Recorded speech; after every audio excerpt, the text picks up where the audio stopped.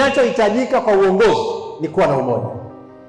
Ndugu zangu, katika conference yetu tutaimba umoja, umoja, na tunataka makanisa yawe na umoja, na umoja hutengenezwa na mzee wa kanisa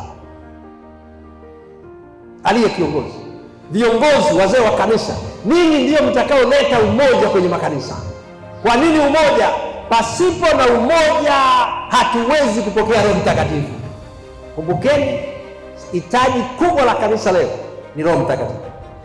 Kwa hiyo mwaka huu umepewa kazi kuandaa watu wapokee Roho Mtakatifu, na njia mojawapo ni kuwafanya watu wawe na umoja. Njia nyingine ni kuwafanya watu wasome neno la Mungu. Njia nyingine ni kuwaingiza watu kazini wafanye uinjilisti. Njia nyingine ni kuwafanya watu wawe waaminifu katika mambo. Ni kazi ambazo mzee wa kanisa anapaswa